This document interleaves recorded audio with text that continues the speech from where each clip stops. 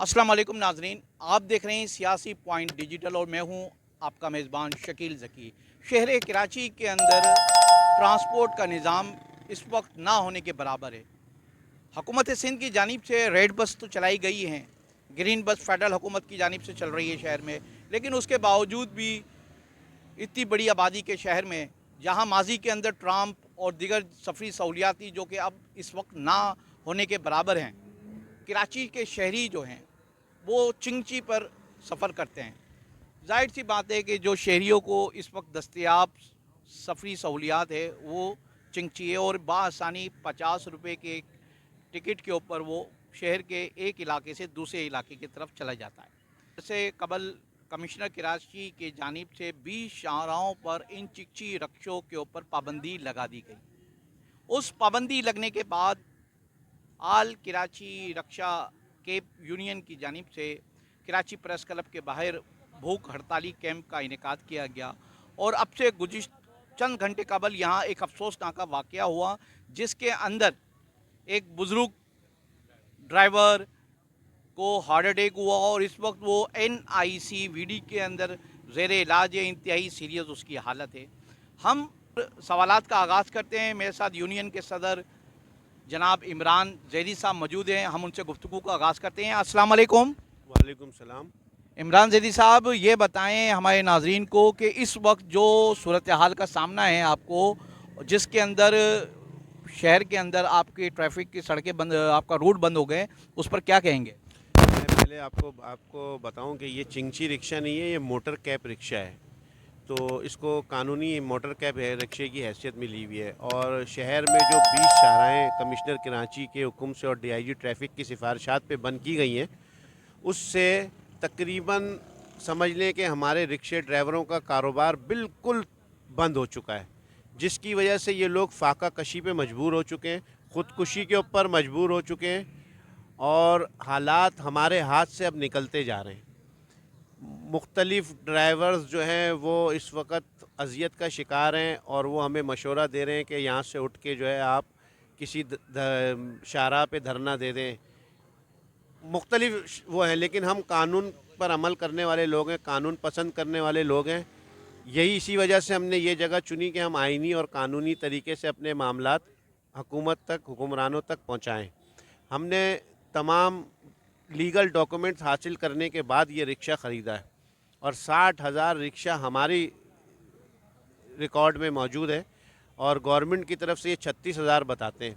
अगर आप 36,000 भी रख लें तो 36,000 रिक्शे ड्राइवर को बेरोज़गार करने का मतलब है 36,000 ख़ानदान को आपने बेरोज़गार कर दिया।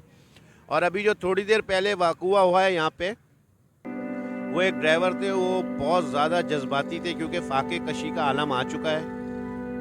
पिछले 2 महीने 9 दिन से ड्राइवर बेरोज़गार हैं। रोड पे निकलते हैं तो उनकी FIR कर दी जाती है, 26-26 हज़ार रुपये चालान कर दिए जाते हैं, रिक्शे उनके डिटेन कर दिए जाते हैं। 5 लाख का रिक्शा जो 7 लाख किस्तों पे ख़रीदा है, जब वो रिक्शा उससे डिटेन कर दिया जाता है, उसके बाद उसके पास कुछ नहीं होता खाने कमाने का। ये 2,000 रुपये रोज़ दिहाड़ीदार तबका है, 2,000-1,500 रुपये कमाते हैं। हम गवर्नमेंट से ये मुतालबा करते हैं कि हमें पाबंद करें, हम पे पाबंदी ना लगाएं। आपको कोई शिकायत है, कोई तकलीफ़ है, जैसे कि आप लिखते हैं कि ये कंजेक्शन पैदा करता है, शहर में ट्रैफिक के निज़ाम में मुतासर होता है और जो ये एक्सीडेंट का बाइस बनता है, तो मैं आपसे सवाल करता हूँ कि एक्सीडेंट एनालाइज कमेटी बनी हुई है, उसका रिकॉर्ड आप शो कर दें और बता दें कि हैवी व्हीकल्स के एक्सीडेंट ज़्यादा हैं या रिक्शे के एक्सीडेंट ज़्यादा हैं। आप सबके सामने आ जाएगा। नाजरीन को ये भी बताएं कि क्या इस वक्त ये जो धरना आपका जारी है, इसका कोई आपने टाइम फ्रेम रखा है कि ये धरना कब तक जारी रहेगा? मैंने आपको बताया कि मैं कानून को पसंद करता हूँ, कराची का शहरी हूँ। कानून के ऊपर अमल दरामद करने के लिए इस जगह को चुना है। ऑप्शन तो हमारे पास बहुत थे, लेकिन हम अपनी रियासत के साथ उसकी रिट को चैलेंज नहीं करना चाहते। मैंने कानूनी तरीका अपनाया। सबसे पहले जब पाबंदी लगी तो मैंने कंसर्न इदारों को दरख्वास्तें लिखी, बशमूल गवर्नर सिंध, वज़ीर आला सिंध और स्पीकर सिंध असम्बली मोहतरम को भी लिखी کمشنر صاحب کو بھی لکھا, ہم نے ایس او پیز کے لیے بھی کہا کہ اگر آپ کو کوئی شکایت ہے ایس او پیز طے کر دیں, ہم آپ کے ساتھ بیٹھنے کے تیار ہیں, کمیٹیاں بنا لیں.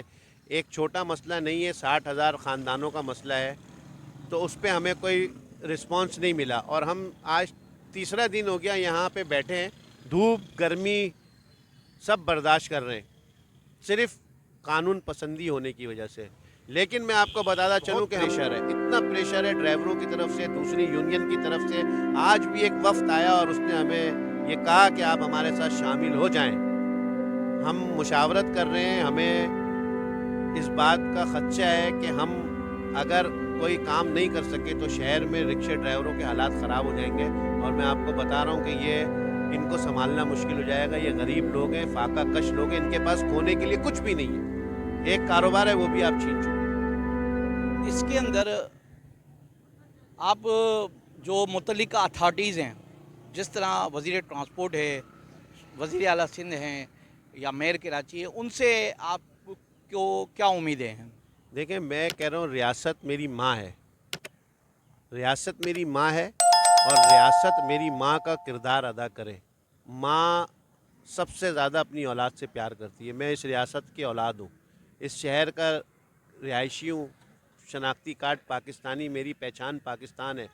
میں وزیر اعلیٰ سندھ سے بھی ریکویسٹ کرتا ہوں, میں نواز شریف صاحب, شہباز شریف صاحب وزیر اعظم سے بھی ریکویسٹ کرتا ہوں کہ آپ ہمارے اس مسئلے کو غور سے دیکھیں. اور بلاول بھٹو زرداری صاحب سے ریکویسٹ کرتا ہوں جن کی والدہ کا مشن روٹی کپڑا اور مکان تھا, تو ان سے ریکویسٹ کرتا ہوں کہ آپ غریب مزدوروں کے حامی جماعت ہے, آپ اس جماعت کو اس کی جو منشور ہے اس پہ عمل کرتے ہوئے ان غریب رکشہ مزدور ڈرائیوروں کے لیے کوئی حل نکالیں. ہمارے ناظرین کو یہ بھی بتائیں کہ اس وقت جو آپ کے 60,000 رکشے آپ نے بتایا کہ اس وقت ہمارے بند ہیں شہر کے اندر, تو ان فیملیز کے اوپر کیا ان مشکلات کا سامنا ہے؟ ان فیملیز کو ان کے مالی مسائل کس طرح وہ ڈرائیور اپنی زندگی گزار رہے ہیں, اس کے حوالے سے بھی بتائیں ہمارے ناظرین. دیکھیں, میری پوری کوشش یہ ہے کہ میں ترتیب وائز لوگوں کو بلوا رہا ہوں, ایک دن ایک ایریے سے, ایک دن ایک ایریے سے. میں اگر پورے کراچی میں کال دے دوں تو یہاں پہ پبلک کا اتنا رش ہو جائے گا, اور مجھے اندازہ ہے کہ اس میں بہت سے لوگ ایسے ہیں جو ہماری بات نہیں سنیں گے. تو میں امن و امان کے خاطر سب کو جمع نہیں کر رہا ہوں. لیکن میں یہ پوچھ رہا ہوں آپ سے کہ ان کے گھروں کی کیا حالت ہے, وہ بھی بتائیں نا. دیکھیں, ان کے گھروں کی حالت یہ ہے کہ ابھی تھوڑی دیر پہلے ایک بزرگ شخص ہے, اس کا اگر آپ انٹرویو دیکھ لیتے تو آپ کو اندازہ ہو جاتا کہ وہ فاقہ کشی پر مجبور ہو گئے.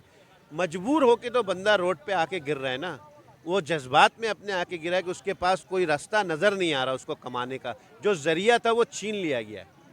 وہ اپنے بچوں کو اسکول سے پڑھائے گا کیسے, اپنے بچوں کے کھانے روزی روٹی کو کیسے پورا کرے گا. ایک رکشہ ڈرائیور کی تنخواہ 2,000 روپے روزانہ کی دہاڑی, اس میں وہ اس چیزوں کو مینیج کرتا ہے. کم از کم حکومت کو یہ تو سوچنا چاہیے کہ وہ کسی بھی طریقے سے حلال روزی کما کے اپنے آپ کو پورا کر رہا ہے, تو اس کو راستہ دینا چاہیے, کوئی راستہ دے.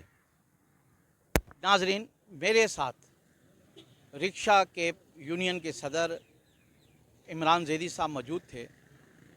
ان کا کہنا صرف یہ ہے کہ ہم نے ایجیٹیشن نہیں کرنا, ہم پرامن لوگ ہیں, ہمیں صرف کاروبار اور اپنے روٹس کے اوپر گاڑی چلانی دی جائے. ہمارے جو چلان کیے جا رہے ہیں, جو جرمانے لگائے جا رہے ہیں, اتنا ایک رکشے والا دن بھر میں نہیں کماتا جتنا اس کے اوپر یہ جرمانے اور چلان لگا دیے جاتے ہیں. تو ان کا حکومت وقت سے مطالبہ ہے کہ ہمارے حالات پر رحم کیا جائے, کیونکہ اس وقت ہم بڑی مشکل زندگی گزار رہے ہیں یہ رکشہ ڈرائیور حضرات. اور یہاں پر میں نے جس طرح پہلے ذکر کیا کہ کیمپ کے اندر ایک شخص کو اٹیک بھی ہوا, تو اس طرح لوگ بڑے ذہنی کرب میں مبتلا ہے. ناظرین, پھر کسی ویڈیو میں کسی نئے موضوع کے ساتھ آپ کے ساتھ ملاقات ہوگی. تب تک کے لیے اجازت دیجیے. اگر ہماری ویڈیو اچھی لگے تو اس کو لائک کیجیے گا, شیئر کیجیے گا, فیس بک پیج پہ اس کو فالو ضرور کیجیے گا. سیاسی پوائنٹ کو سبسکرائب کیجیے اور لائک کیجیے اور گھنٹی بجانا نہ بھولیے تاکہ آپ کو ہماری نئی ویڈیوز کا نوٹیفیکیشن ملتا رہے.